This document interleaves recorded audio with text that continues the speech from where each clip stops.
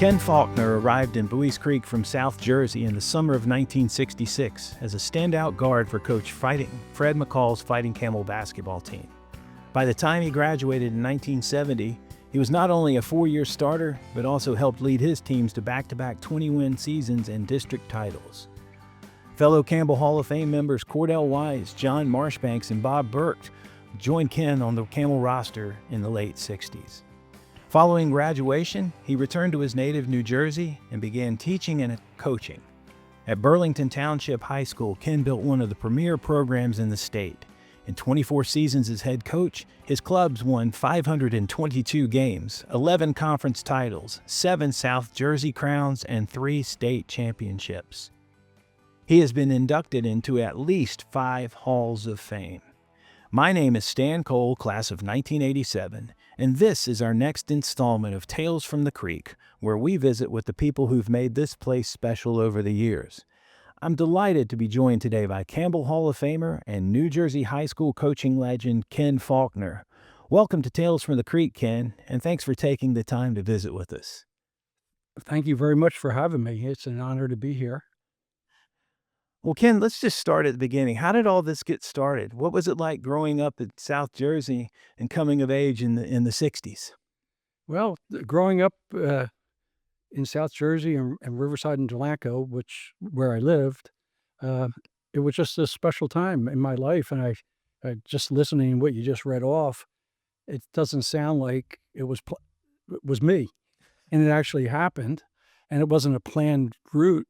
But I have to say that so many people were very important to the existence and just the atmosphere of Riverside and Delanco playing sports, from baseball, Little League, to all of a sudden falling in love with basketball. I still played baseball, and I love baseball, and I was okay at baseball. My dad was a coach all the way up to 20 years of age in different levels. And that parlayed over into Dad, I really like basketball too. And he was never into basketball. And I started playing and just going and hanging out at the courts. And you had to earn your opportunity to even get in the game. And as you got older, the baskets still stayed 10 feet. Right. I got a little taller. Was it a community where so much of whether it's the families, business leaders, were involved and encouraged youth and youth sports and things like that? What made it such a good spot, or were there just a lot of kids that wanted to play together? It was a lot of kids that just played. I mean, we played all day in the summer, Right. for baseball, whatever sport it was, and then it parlayed over into after grade school at Riverside High School. And I didn't know what I was getting involved in other than I loved to play. And I would go to behind the school and play in the courts, play at the park in Riverside, which everybody in Riverside knows how important the park was to Riverside's development. And then Pop Vernon, and I have to say the Vernon family, but Pop Vernon, Bob Vernon's father, really started basketball being what it evolved into that I experienced, and I was fortunate. And when you look back at some of those memories of players that I had the opportunity as a younger person to know and to watch play or hear about, such as the 54 team was Bob Vernon, and they won a state championship. I was born in 48. So I didn't know anything about that, but it started something. Right. And with that, you go to 59, and there's another state championship.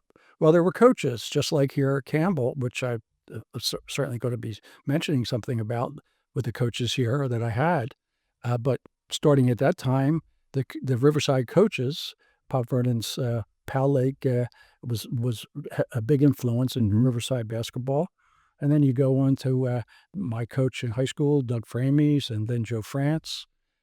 Great people. Harry Johnstone came from Campbell.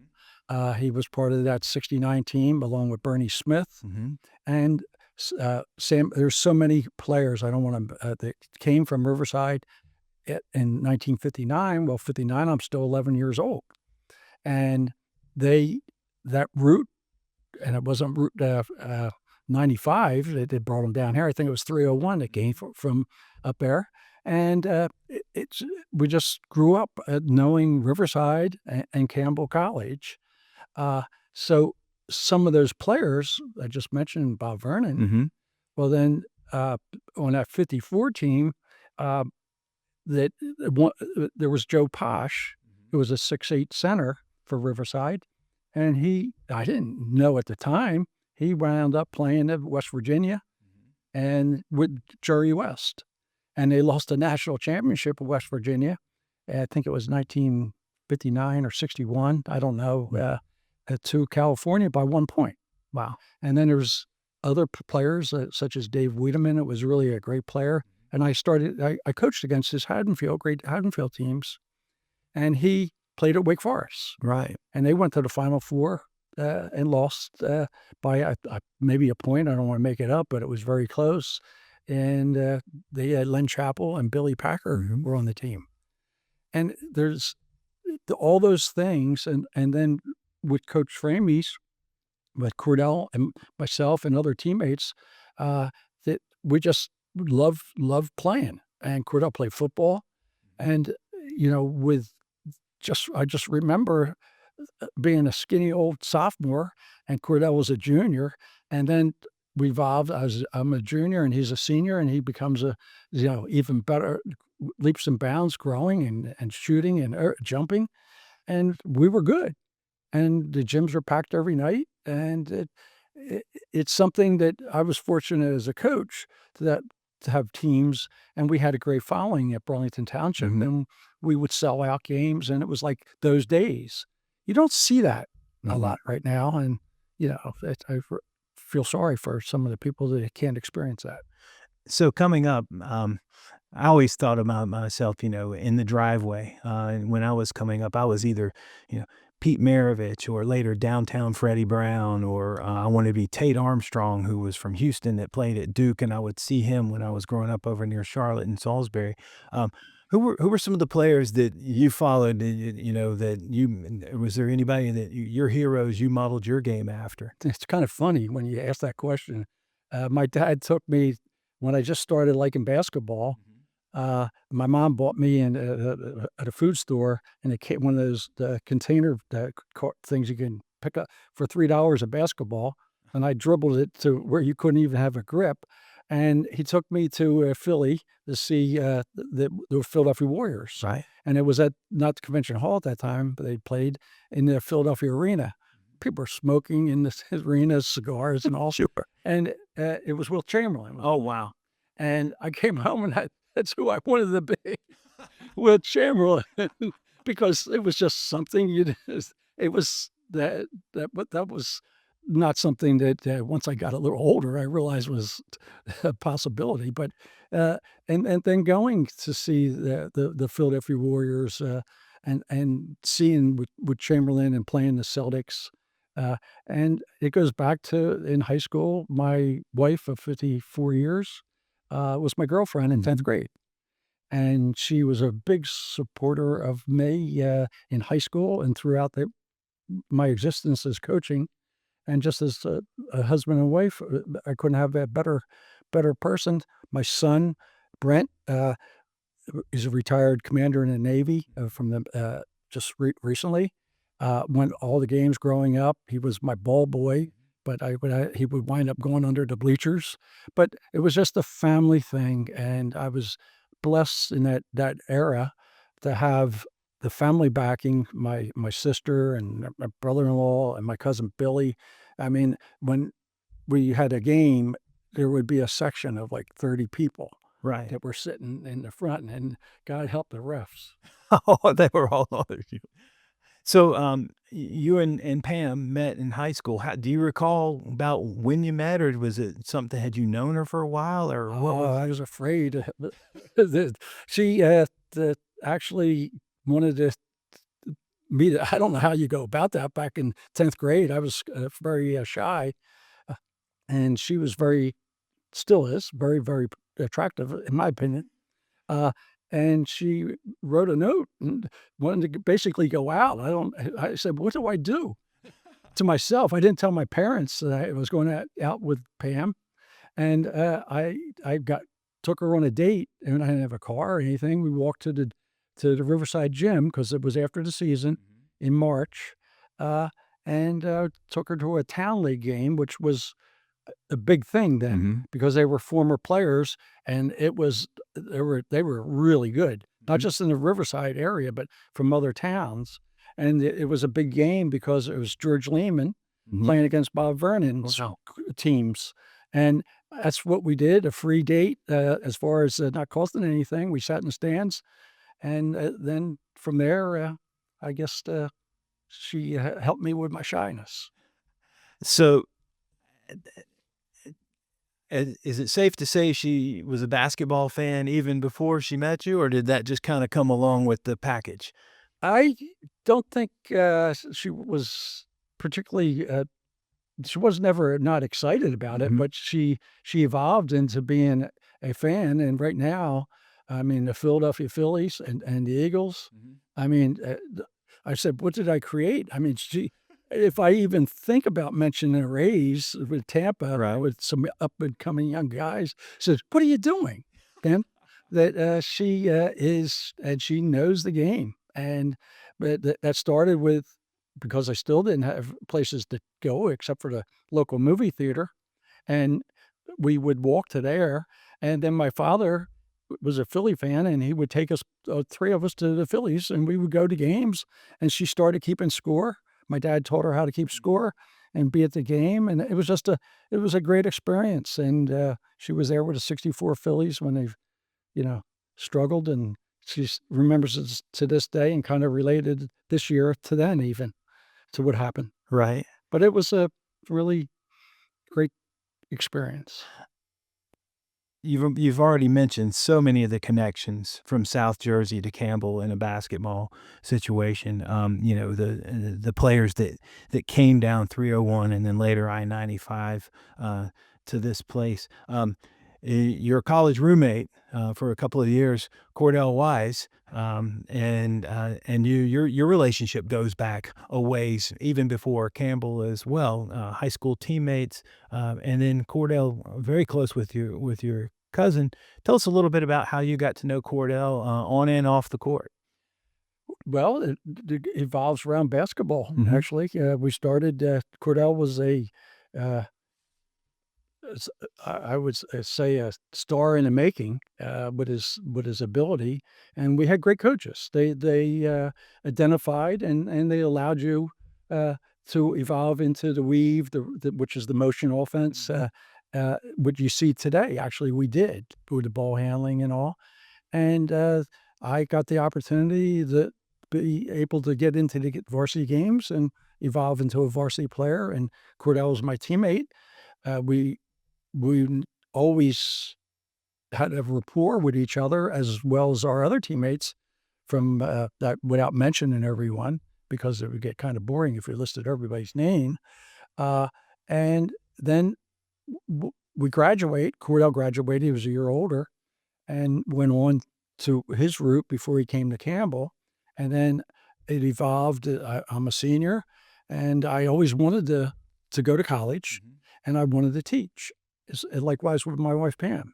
From the very beginning, when she was in elementary school, she knew she wanted to be an English teacher, and she took that course. I came here, and because of Harry Johnstone actually drove me down in his Mustang, along with another player from Camden Catholic, Mhm.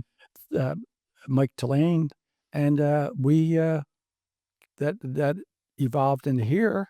And then after my freshman year, Cordell transferred down here from Temple, and from there we just, as you outlined at the beginning of this interview, what started to happen at Campbell. And those experiences that we were able to share became in a bigger way of a family because we lived together for 3 Mhm. years.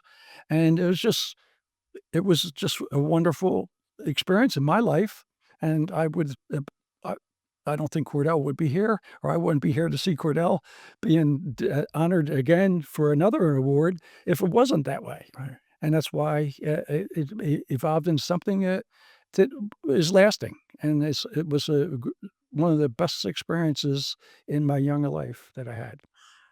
You mentioned before we started the interview that it was about an 8-hour drive from South Jersey down to Buies Creek, down 301 or 95 as it was back in the day. Um, I'm always curious because there's a lot of good schools, a lot of good basketball programs or other sporting programs, but you know, Coach McCall had spent a lot of time recruiting that area, and Campbell, over the years, what was it about Campbell that was appealing to a high school player from New Jersey that made them want to come all the way to Buies Creek to study and play?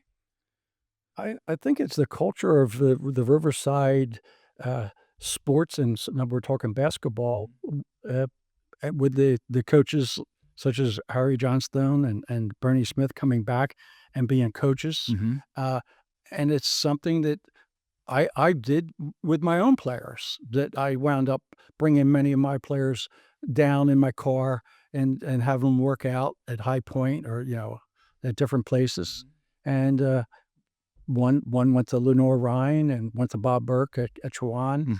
and it was something that I guess without pushing in a direction, they guided us in Mhm. this direction, and it started, as I said at the top, with Bob Vernon, Mhm. 54 from well, Mhm. and then the '59 team, and then myself and Cordell, and, it was we were very fortunate. There's a lot of people around here that, you know when I started here, in 1989 working, there's a lot of people that could "Oh, I remember when Bob Vernon played here. I remember when George Lehman played here." A lot of people remember George and Bob coming back and working the basketball camp, and, George doing all his shooting instruction, but, there's not a lot of people around the community here now that can remember what they were like as players. Of course, Bob went on to Duke. He was on the team that went out to Hutchinson, Kansas. George went on to be the first Campbell player ever to reach the NBA and later played in the ABA. He's one of the best three-point shooters in the ABA history. Um, and, can you tell us a little bit about what those guys were like as players? Well, Bob Vernon was really good, Mhm. and, he could shoot and knew the game, of course. Mhm. With the age difference, I didn't have a chance to actually be in a lot of pickup games. I had the opportunity to coach against him, Mhm. and he parlayed his basketball knowledge into being a great high school, basketball coach, Mhm. and he had some super players and talent on his teams, and they won a lot, and we were fortunate enough to win our share of games Mhm. and the competition. Uh, but George, I would work out with, or George would pick me to work out with him Mhm. because he wanted somebody to play defense with him, and we would go into St. Peter's gym, which was an old church Mhm. and just a court, and he had the keys to it. And you come over, and if I'm playing one on one with him, I would never get the ball because he was that good, and he wouldn't take any mercy on you either. Right. He'd elbow you and knock you around. And then when he was playing with the Atlanta Hawks, I remember going in there with Gary Williams, who played at University of Maryland, and he Mhm. was the head coach there and very successful. Sure. He and I and George, and I don't recall the other player, but we had 2-on-2 because he wanted, Gary Williams was a defensive player, and I guess George thought I was. Mhm. Uh, and he so he helped toughen you up. You and Cordell again go a long way back. Uh, Share with us a little bit about Cordell, the person, and the basketball player. It's interesting. I was talking with Jimmy Gherkin not too long ago, who was here when you were here. Jimmy was on the golf team, and and we were talking about those days at Campbell, and Cordell's name came up, and he said, here's this guy who's 6'2", and it got around campus that he could stand underneath the basket and just jump up and dunk the ball do a reverse dunk just from a standing start. And he thought, there's no way that happened. And then I walked into the gym and watched him do that. And as he says, it was the most remarkable thing I'd ever seen at the time. But tell us, if somebody was going to say, what's Cordell like? How do you answer that question? Well, he's more than just a basketball player. Absolutely. That's for sure. And that jumping, I'll stay on that and make sure I cover the other part away from basketball. That we had a rim on the side of the gym at Riverside, which was capped where you couldn't make a basket. It was like just enough for the ball to get in, and it was a rebounding rim. Mhm. And he would go over there, and one of the other things he had to do on the side was just jump up and down, and his jumping ability was a pogo stick, and at that time when I mean, he could just shoot up in the air from a stand, but running and dunking was something that wasn't yet in his repertoire, because you didn't dunk back then anyway in the school too often. You didn't see happening in the games, but his jumping from a standstill was exactly how you explained it. It was unbelievable, and then he evolved into more than just a jumper and a rebounder. He fine tuned his shooting to become like when he was here.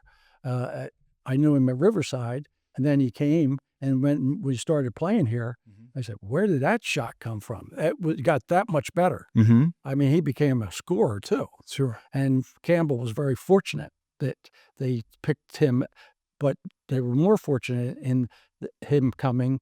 And I was fortunate because the other side is he's just a nice, easygoing, intelligent, kind person. Mhm. And he to a point to where if you're coaching, I was coaching against him, he would be too nice and make it easier for me maybe to beat him because he's a nice guy. And he would, when we had pickup games or if we're playing doubles in tennis, he would always pick the worst person on the and help them out, and they became better. That was sort of a a simple explanation, but that's Cordell, very, very astute, intelligent, and a very kind person. Cordell, in the fall came to Campbell in the fall semester of 1967 and was the first African American student to enroll at Campbell. What do you remember about those times? Not necessarily just in Buies Creek or this region, but in the country as a whole. Well, coming down at that time, my freshman year, the schools were still segregated, I Mhm. believe, and I didn't. I'm just a not. I was very not sheltered, but naive in the Mhm. world. You didn't have the internet like we have now and everything. I knew about segregation, of course, but I didn't expect that that was actually the case. Well, I wasn't blind. And so, with that experience, one of the first things I remember, Coach McCall did a very nice uh, uh, job, I guess, without my knowing it, and letting people know that Cordell was going to be a student here. And the first day we walked in, he had his Riverside varsity jacket on with a letter on the Mac. Was proud of my varsity jacket at Riverside. Wore that. We walked into the Morris Ranks cafeteria, and it was always loud with the plates and all, with people taking stuff up. And we walked in because you line up on both sides Mhm. of the cafeteria, and it was like a library once we walked in. And that was something that kinda stood out at that time for me being 19 years old. And then, going from there, we, of course, experienced things in Dunn, Raleigh, or wherever on the way to Raleigh. Uh, but I I I I've always been careful as a coach and as a parent, I hope, and as a person that I could see things and interpret them from my but I'm not in that. I'm not Cordell. Right. So he was interpreting them the same, and you're assuming that you're on the same page, and we were, but I wasn't Cordell, Right. and he's fortunate he's not me. But but it's just an experience that he knew that we were friends and our teammates, that to all the Johnny Marshbanks and the Frankie Stewarts and the Bob Burks and the Pete Wishes, all those teammates growing up, Alan McRae. It was a special time to be able to be part of. What are some of your best memories of your 4 years here in Buies Creek? Both on and off the floor. From arriving here on campus in front of Baldwin Dorm, where there was a payphone crying, telling my mom I'm coming home after a semester, to Coach McCall being unique that he was, but I didn't know just how unique, that he without saying it to me, he brought me out of my shell, we'll say. I was very determined to make sure that I did well in school, so I could achieve what I said. I wanted to be a teacher and a coach. And then from there, it was something that from one year to the next, it was a growth that kind of what you see in your own families when you see your children grow up. And so I sort of grew up a lot when from my freshman year to my senior year here. Kenny, you all had some amazing teams back then, back-to-back district titles and 20-win seasons. Certainly the talent was there, but, we know that always that talent just isn't the only thing that causes a team to win. What was it about those teams that made them so successful, you think? I would say the chemistry, is very important for any endeavor. And that chemistry with the Coach McCall isms and the Danny Roberts isms as coaches, they were loyal to us. Jim Wakis, a good friend, of course, and a good teammate, and Cordell and Johnny Marshbanks was kind of a leader into those last few years where we went. Because you needed size, Andrew Brody and John. But when Johnny left, we needed Alan and Andrew and Cordell with his talent, and then the guards, Jim Wakis, myself, and others that just have to do the job on defense. And it was, I guess, it was also a maturity. Because it wasn't like it is now one and done or something, and it was a team effort, and there was no jealousy on who got the amount of points. Right. It never was a locker room issue. So since 2008, Campbell's competed in a state-of-the-art 3,100-seat arena, the Gore Arena over in the John Pope Convocation Center. But Carter Gym was home for Campbell basketball for 55 years before that. When they put in some chairback seating, and it reduced the capacity to, at one time they said 947. But when you were here, probably you could cram 1,000, 1,200 people in there. What do you remember game night being like on when y'all took the court at old Carter Gym? It was exciting, and it wasn't intimidating, but in a way it was intimidating because if you're not nervous when you come out to play, I was nervous for all those years coaching. It was the same thing, and as a player, it never leaves you. And with that gym, with the attendance that you said, it was 10,000 to me at that time. And it was an experience that I guess that it's not going to. Well, I don't guess it's not going to be replicated again because it's just a wrestling facility, I guess now. Right, and it's not something that even Carter Gym now, because of what goes into hosting an event with all the bells and whistles and the video boards and instant replay and live streaming, it's hard to go retrofit something like that for a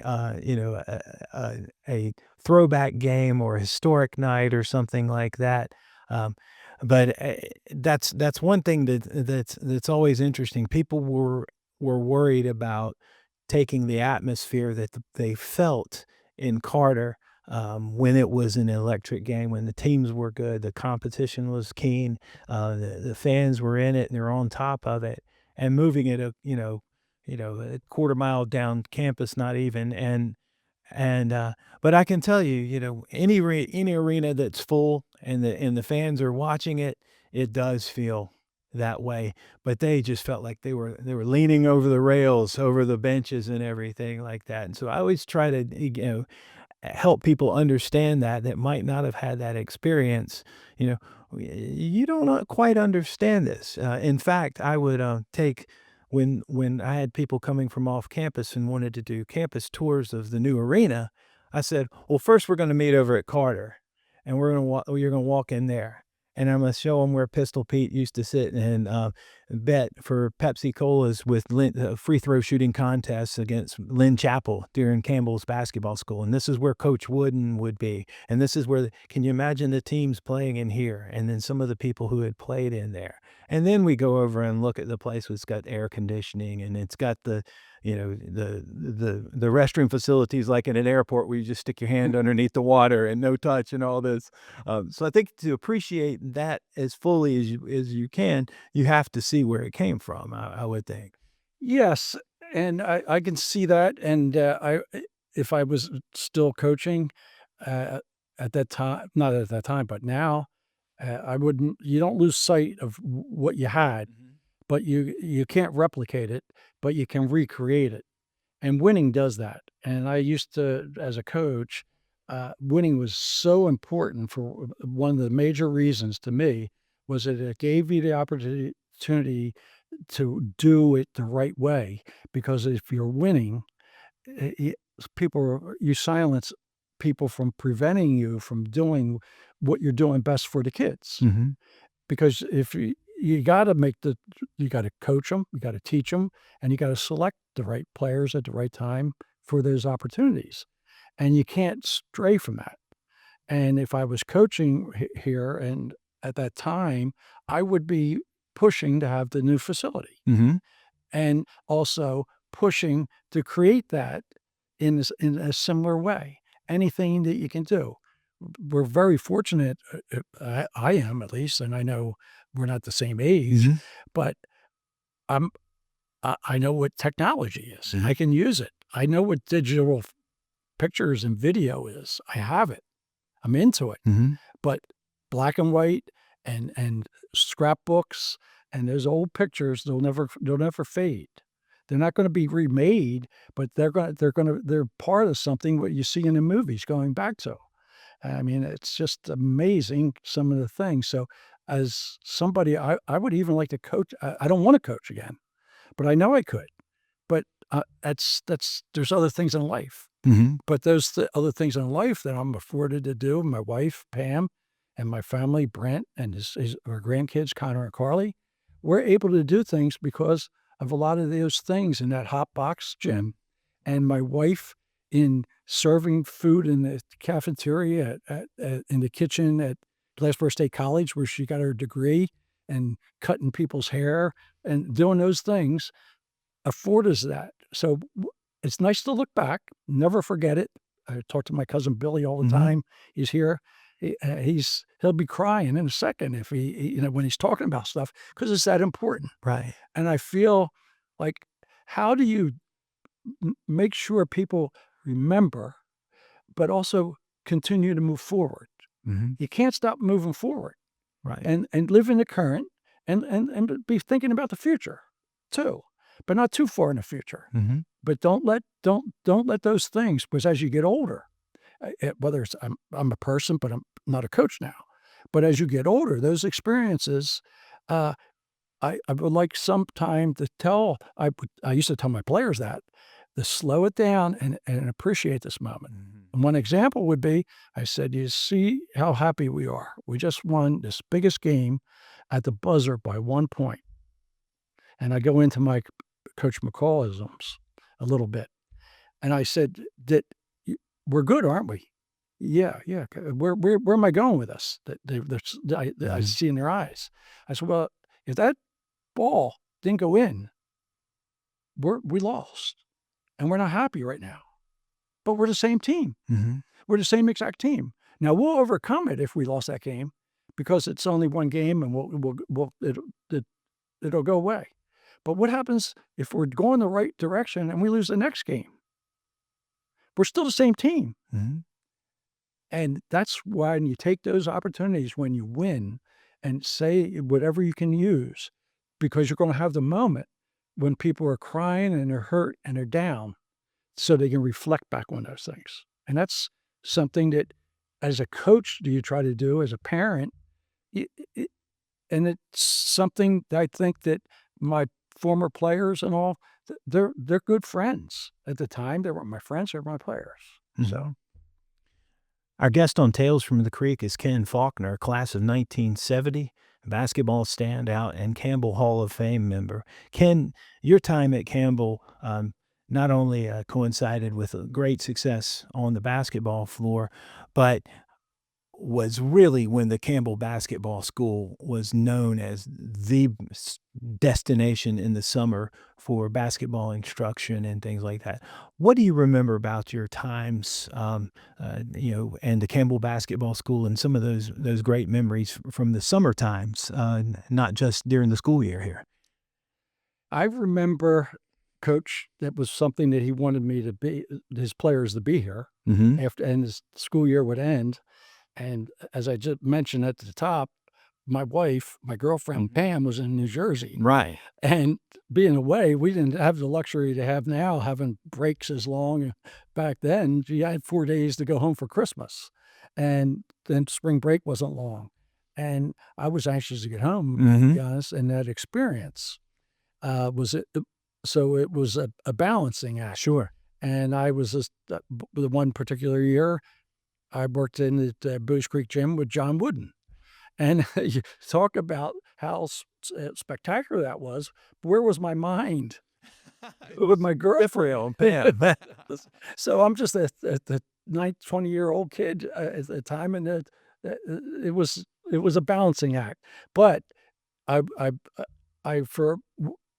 am forever grateful for that experience with Coach McCall and the basketball camps, and I hopefully did a decent job in taking some of those personalities and teachings from Riverside High School and Campbell in my coaching. But I also wound up, in fact, Cordell and I had a basketball camp right after we graduated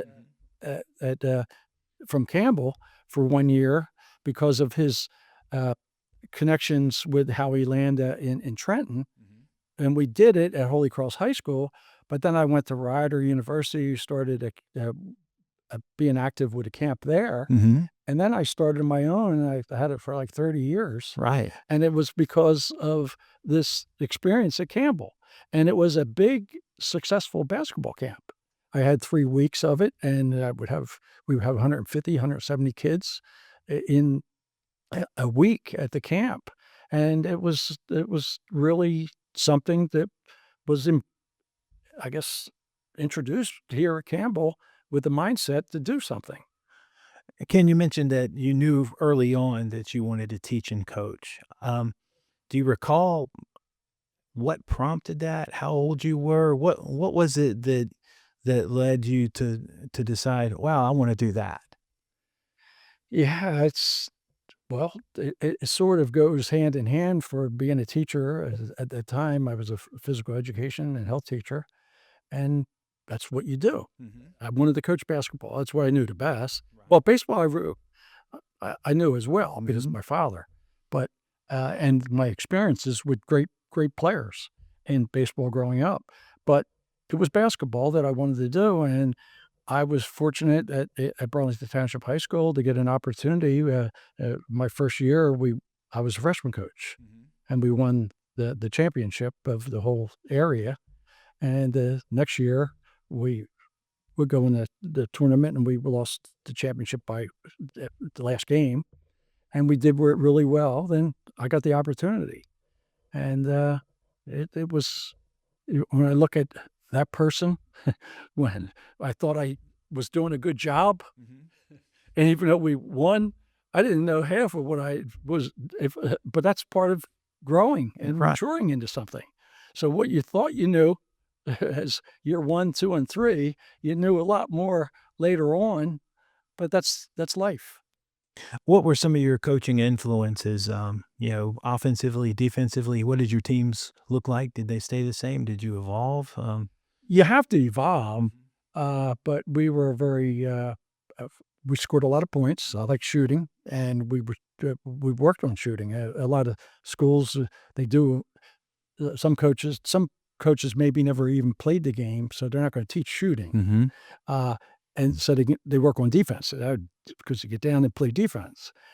We pressed and ran and tried to and it was a fun way to play basketball. Sure. But we also played against the Pete Carrill type schools Mhm. at Florence. So Lou Guardino actually was a student with Pete Carrill and that high school.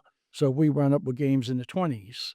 Playing Right. against the motions the And Princeton yeah, offense, right? yeah, and it was unbelievable. But uh, the the uh, the style was something that was fast, but the things that you stress go back to Riverside High School, to ball handling and rebounding, safety valves, how to break a press and having the ball in the right hands at the right time, passing the ball with handles on it. So you don't pass the ball this hard to a person that has a hard time catching a ball. Mhm. Because you're only as good as your fifth person on the court. Right. And you got to sell that and teach that. And because it's going to fail you if you don't. And so that and I think a lot of the, uh, McCallisms, in the locker room and communicating with players, parlayed into a lot of my persona as a coach.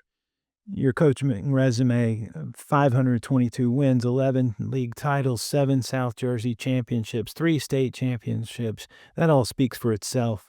Um, Over 24 years, um, how did your approach change? Was it just you kept on adding things that you were learning, or because times change, kids change, the world changes. That's a quarter century. How do you feel like your coaching might have changed, if it did, between the time you started and the time you decided to leave coaching?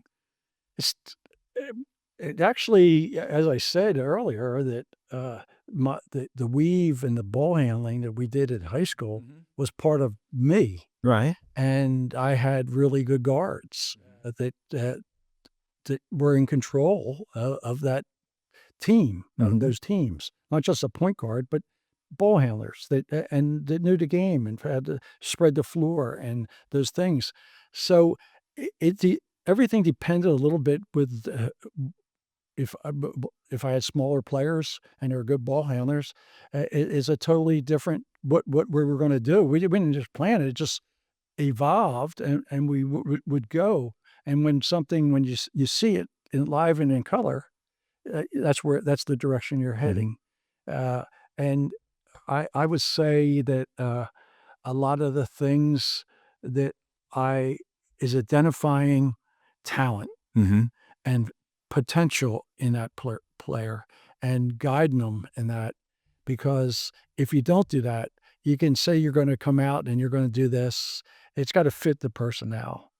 And usually when I would start identifying kids in 7th grade and 8th grade, I had an idea and I started taking them to the right places to just play. Mhm. And I remember so many times people say, "Oh, they play park ball." Not my team, but this kid, he plays park ball. That means Riverside Park. Right. He doesn't play the discipline and all. Well, that's athleticism, Mhm. and you can teach you can't teach athleticism, Correct. but you can take that athleticism and teach the fundamentals, but don't take the athleticism away from the player. And when you take that away, you got too much of a regimented system. And I see some of these teams that right now in high school locally, I'm not going to trash them or anything, but they don't score points. And the basket's still the same. And shooting's a big thing now, Mhm. but the scores are it's going to be attributed to just defense. Uh, I don't think it's just attributed to that. And you see that in college how it evolved with a three-point shot. Right. And we went from winning some of those championship games in '85, and then next year in '86 we weren't bad. And '87 we won again, and then '88 we had everybody gone basically, Mm-hmm. and I don't know how we went back in the state finals again, and we should have won. Right. And we lost by 1 point, had to lead the whole game, and lost by 1 point at the end. One of my players got in foul trouble, another one had mono. They played anyway, he was getting over it. And they're the games you remember. It's '87, we were on top of the world. The next year, we weren't supposed to be anything. We go to state finals because we won because of the three-point shot. Mm-hmm. And having good shooters.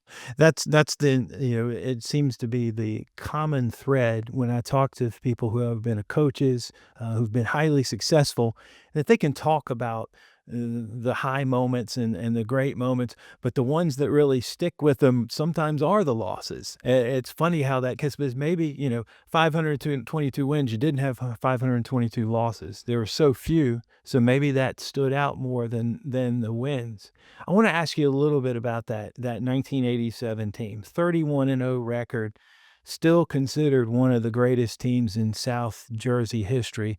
What was it that made that 1987 team so special? Well, not to put you on the spot, but it was the '85 team. It was 31-0. Okay. But that '87 team, the 31-1, Mm-hmm. should have been 32-0. But we got, in my opinion, and everybody, I have thousands of people would agree with me. We should have won that game at Florence, and we didn't. But it wasn't because of my players or whatever. That game, and then we wound up playing them real soon in the state tournament and destroyed them. And it was only because we were in that environment. Right. That environment, you had to conquer it whenever you played there. Right. And the only way you could win in that environment in a close game is you have to be ahead when there's no more time on the clock. And if there was 3 seconds left in the clock, you're only up by 1, you're going to lose probably. But anyway, that team was really, really great as well. And you talk about remembering the falling short and that kind of thing that stands out. And that's what is sort of what you're talking about when I said about if that ball went in, we wouldn't have been here celebrating, right? Right. But it did go in, and we're the same team. And it's the same thing there. So it can't discourage a coach or the players moving forward from that moment. And it's just part of what makes sports special, because if you knew you were going to win every time you played, it wouldn't be special. Right. Ken, after a quarter century of coaching, what made you decide to leave and move into administration? Well, it's something that my wife, I think, to her credit, she saw that it was something that maybe that she did her just do, and with the family and everything. And I said, just a little bit longer, because I'm not going to go back. Mm-hmm. And I was the assistant principal. They allowed me to be an assistant principal those last 8 years or so coaching. Mm-hmm. And I give credit to Burlington Township for that, allowing me to do that. But if I was going to become the principal, that I had to make a decision, be the principal or that. And from the standpoint of a career, I could kept coaching. I could still be coaching now. But those teams, they're special, and those players are something for the life. Not only the players, but the managers, my family members that were at the my cousin Billy and his sister Darlene, and my nephews and nieces. They all are part of that experience. The experience moved on, but those memories last. And by coaching, it's just to keep getting wins, because you're moving. You're always starting over. It never leaves your mind. Right. So when I was done, as the season was over, I was thinking, because the summer league and everything else, it just doesn't stop. Mm-hmm. And I think I made the right decision, because I never look back, regretting not coaching. To win 1,000 games, does that make me a better human being? No, I'm still the same person, and that's what I pledged and preached to my players, Mm-hmm. and it's what parents do with their kids. Those same things. Those shortcomings when they fall, they got to get up. Mm-hmm. We all fall, but we say that, and oh, you said that, Dad. Yeah, yeah, but it's true, and so it's really nice when you have those moments where you do that, and you do the same thing with kids. As a principal, I did it with. I used some of those skills, I think, as a principal with my staff. I hired hundreds of people, and it was the same thing as in basketball. Because if you hire a bad teacher and they have a kid for a whole year, Mm-hmm. that's a wasted year in that child. And I was clear when I interview people. I said, look, this is the last time I can say that. I can't stand a phony. I can't stand a fake. Mm-hmm. I said, you're not a phony and you're not a fake. I like you, and you're a teacher. And I'm never going to be able to have that conversation in that way again with you because you're going to be on the staff. Mm-hmm. But I can't stand somebody that doesn't put the kids. I'll help you as a principal, but you're in charge of the classroom. You're teaching. That's your show. I said, you can't call me down to tell me Johnny's not reading and doing his homework. That's your job. Mm-hmm. If Johnny's not behaving, you do whatever you can do. That's your job. If you have a real problem, I'll be there to help you. And it's the same thing. I would say if my players aren't hustling, I don't call the athletic director to come over and tell them. It's my job. Absolutely. Yeah. Ken, you transferred from coaching to administration, and you also served some time in the New Jersey General Assembly. How did that come about? Oh, that's crazy. I really, it was something, I don't know why, a former baseball player, a teammate, was the one was really active, and I was never political at all. Right. I mean, I just enjoyed things. It just as an educator, Right. and it was an education in itself to see how that plays out. And at that time, there were some things that I had a vision for. But then when you look at it, the best thing that happened was when it was a controversial election. It was part of New Jersey lore, I guess, because in the river towns, there's two big towns that I'll say Pennsauken, that's not part of Burlington County. Mm-hmm. Well, all the river towns where we play, I would win them, but there wasn't any population as much as population. I didn't know that. But so in the long and short of it, I wound up stepping away from it. But I was educated by the experience and knowing when people say I'm for something, well, it doesn't mean anything if I'm saying I'm for it, is it going to get done? Right. So, but people will go, and I used to say, but it's a tough, cutthroat world, politics. Sure. I don't care what state you are, what county, it's not as described. Even right now, it's not as described, and it's nothing different. When you listen to the eve of destruction, it goes back, and I don't know what year that was, but that was quite a while ago. Right. And we're talking about it now. 1965, Barry McGuire. Yeah, even right there. Right. Okay, so and you look at it, and they could play that now, we'll say.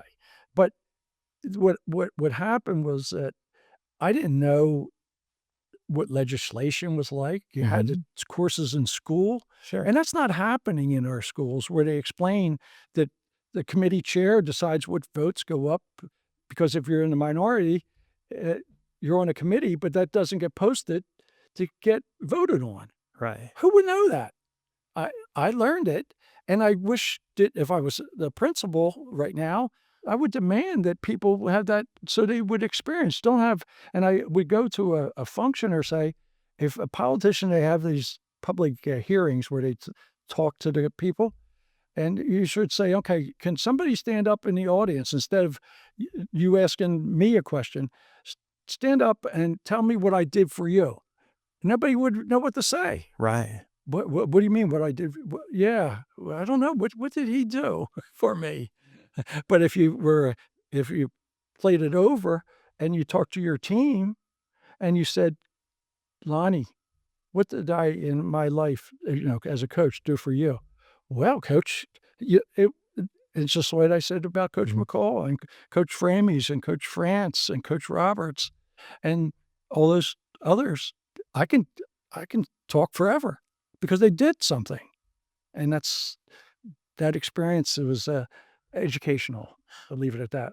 You've used the word McCallisms so much, and I take that as as Pat's sayings that he had for different situations. Can you list a couple of three off boy. there that you would say that come to your mind when you think of the McCallisms, the sayings that Fred McCall used to tell you guys? Some of my they were would be taken out of context, taken, well, P-Dab and little P. He he had things. I swigger. I swigger. I'm gonna find me a curse word. Right? Yeah, I got it. Swigger. Or something be thrown on the towel, and they come over, and he's going to tell you something, and he's got your shirt, and we didn't have good. The shirts were not like they are now. Right. Just go right back and pull the shirt over, and you had to pull it down because it was stretched out, and you looked like the devil. He was. It was really unique, and actually a lot of it, not a lot of it, some of it were when I was playing at Riverside. Harry Johnston would tell stories about it. Wow. So I kind of expected some of what I learned. And even when I came down to work out my senior year in high school, he had an impact because I was very quiet and shy, and I worked out and played against these two guards from Laurinburg Institute, and they were African, American players that played at Laurinburg Institute, and I worked out at the same time with them. And afterwards, he was going to decide who was going to. I don't know if he's going to take both of the players or me. I don't know. And he said, "Well, how do you think you did?" And I was in his office right there in Carter Gym, and I said, "Well, I don't know. You're the coach." And he said, "I swear you're a little wise guy or something." I said, "I wasn't meaning to be, yes, sir." And, I said, "No." He said, "No, sir." I said, "No, sir." But I didn't say no, sir. I said no again. And it was but it stuck with me. And so I got that opportunity, and Cordell and I, we go to get the mail when we're players from the cafeteria, check the mailbox Right. During the day, and coach will be at his office and call you in, and you sit down. Well, how do you think we did last night? And he wanted to know, and it was kind of neat. So I'll never forget when, Coach McCall was on the advancement staff when I was hired here and was always around and I thought he did a great job. He had everything to do with Billy Lee being hired as basketball coach here. He really liked what Coach Lee did and so he was always around the program and always around the games, but he was always interested in us as people. And the one thing that I always remember Coach McCall telling me, and he said it to me a couple of times, and he'd see me on campus and he'd say, "Cole." He'd just call me Cole. And I don't know if that's because of Coach, you call people by last name a lot of times. He said, "Cole, they keeping you busy." And I said, "Oh yeah, Coach. Yeah, like you wouldn't believe." He says, "Good. That means they need you." And so I guess his equation of job security was me being constantly engaged in something for the place. Ken, when did you and Pam decide to move down to Florida? What no? We used to vacation all the time at Siesta Key, Sarasota Beach, during spring break as teachers. That was always our special vacation. Right. It was the only time we would go away at that time was Easter. Mhm. And we loved it. Mhm. Of course, you're on vacation Right. and you had no responsibility. And then in '04, when I retired from teaching, I've been retired. I've retired at 56. That's kind of hard to believe. I'm 77 now. That I we wanted to buy something down there, and we were on the beach at Siesta, and I saw an ad in the paper about this condo townhouse was out by Lakewood Ranch where Dick Vitale lives. Mhm. It wasn't there then, and we wound up buying a condo, and we were going down for 2 weeks here, 2 weeks there, whenever Pam could get off because she didn't retire even over the same age, the same year. I could go down more. And then we decided to move. We had our house. We sold our house. We lived in it for 36 years, I guess. Had it built in Delanco, right by the Delaware River. And that's where our son, was the only home basically he ever lived in. Sure. And we made the decision, and it was a good decision. We really like where we are because it's not the way it was when I came to Campbell, where we got here, I would call and hang up. Mom wouldn't accept a butt call, but she knew I got there safely because of call. Yep, that was And so with the internet and with phones and with the traveling and all, it's not as if we're a million miles away. right. And we really enjoy where we live in Florida. We travel a lot and cruise a lot, and it's very good stage in our life. That was my next question is how do you like to spend your time now that you're retired and you're not having to be at the school at 7:30 in the morning or earlier? How do you like to spend your days? I like, particularly both of us, Pam and I, like to exercise, walk, go to the gym, sports, whether it's the Rays, going to Pittsburgh to see the Phillies on road trips. And we go on a lot of cruises. We're going to be going, I don't want to outline on Jamal, but we've gone to places from Barcelona to Ireland, Scotland, England, Italy. We're going back to London and Paris. I have no complaints. We cruise a lot often now. On our honeymoon in '76, I got seasick going from Miami to Nassau and would never cruise again. And finally, 8 years or 9 years ago, I said, that's not fair, Pam. We'll go on a cruise. Went on it. The ships are totally different there. Right. Went on a cruise, and everybody's anxious. Well, what did Kenny think? There was not one thing I didn't like about it. Right. And it was just wonderful. And now we just do it often and enjoy it, and immersed into traveling as much as we can. But it's always good to come home too. Lifelong Phillies fan. You mentioned that 1964 team. And tell us a little bit about how your appreciation for that team started. Do you recall, or is it just that was always there? My dad worked in the foundry, and when he started liking baseball, he never forced me to play baseball. One day I was 9 years old, and I came home, and I said, Dad, I went down to the ball field, and this guy, Sam Knight, was hammering a backstop together. And I said, can I sign up? He says, yeah, go ask your dad. I went home, and because he coached semi-pro baseball before I was born. Oh, wow. Like really good players in the areas. And he was elated. I played with trucks. I never had care about sports. And so that, throwing a rubber ball against the kitchen wall in the house, and before you know it, you fall in love. Had me bat left-handed. I didn't know what I was. And then in 5th grade, he taught me to turn around. But I said, I'm left-handed. Well, he made me left-handed because 3 steps closer to first base. Right. And I turned around because I'm right-handed, so I could be a switch hitter. And so that he would come home from the foundry, And back then, the National League only had 8 teams, Mm-hmm. and he would see the games, and he would decide at the Foundry how the day went, and we would go to, maybe if there was 8 games series, we go like a homestand, we go to 5 games. Wow. It was $1.50 to sit in the bleachers, 25 cents. I thought it was expensive for a hot dog.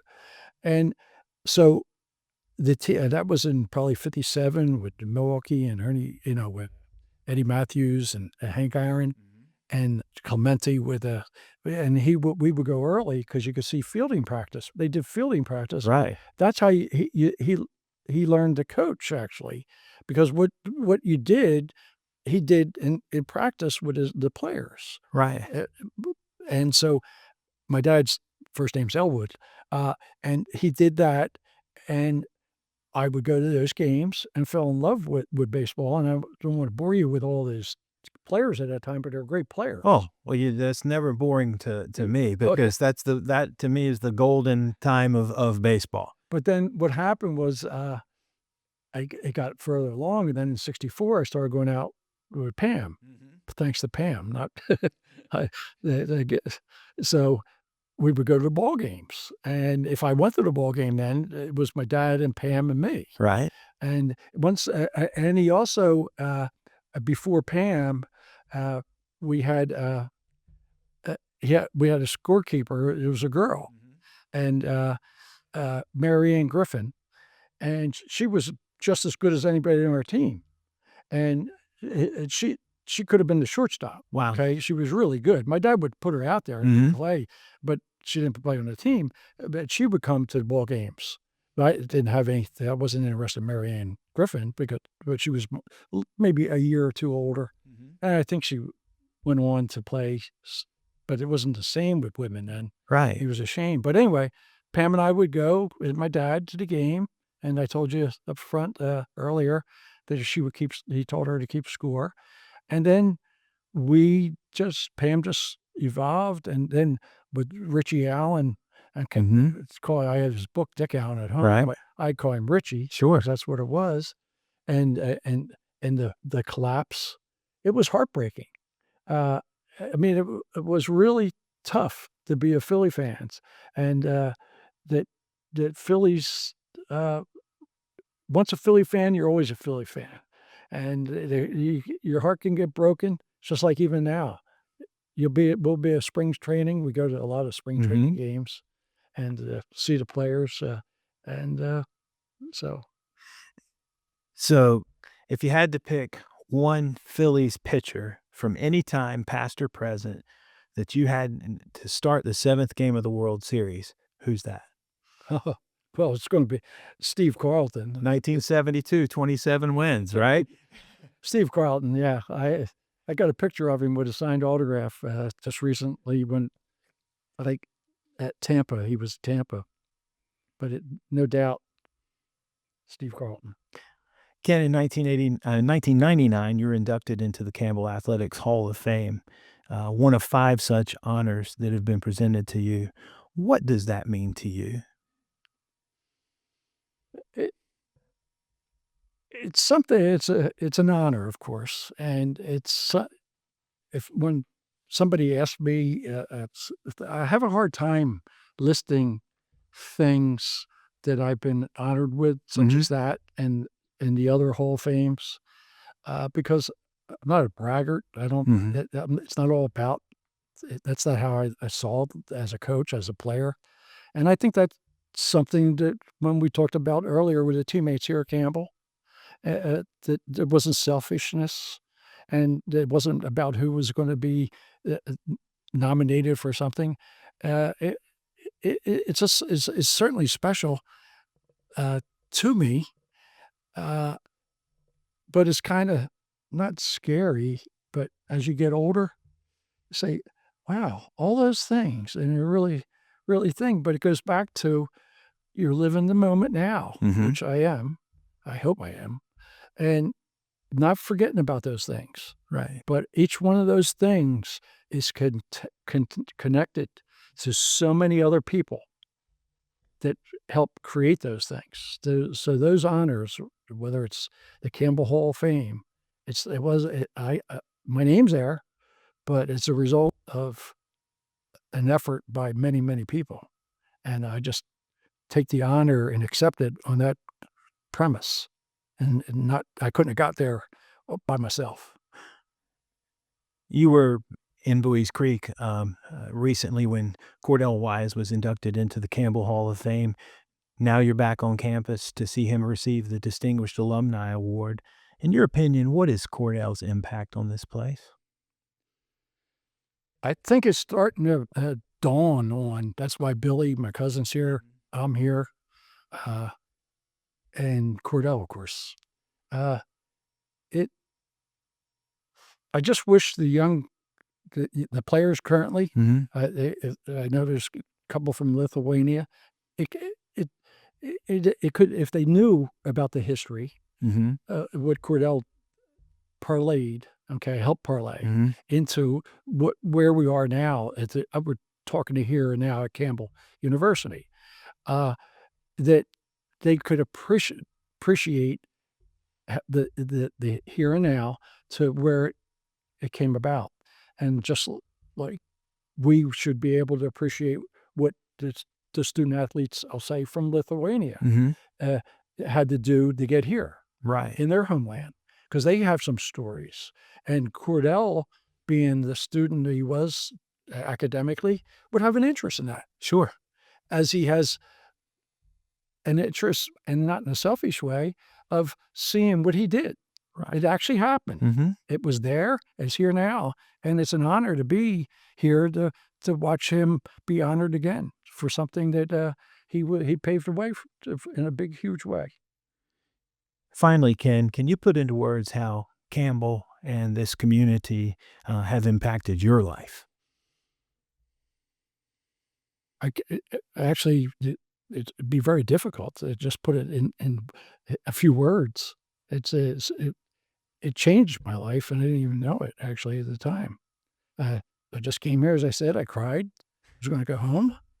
And then it's something I reference all the time in my mind or my life and my professional growth as a coach, as a teacher, as a player.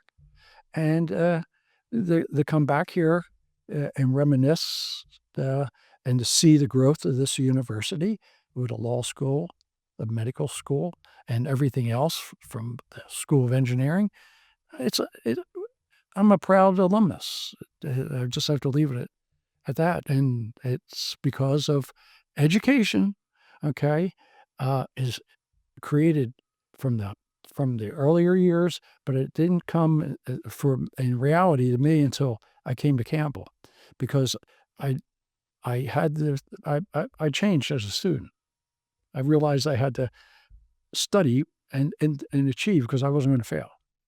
And I had to succeed there to do the things that I wanted to do in teaching and coaching, because that's the way it is. And there's a growing up period, and that was here. I'm Stan Cole, and our guest today on Tales from the Creek has been Hall of Fame basketball standout Ken Faulkner. Thank you, Ken, for sharing your Tales from the Creek. Thank you very much.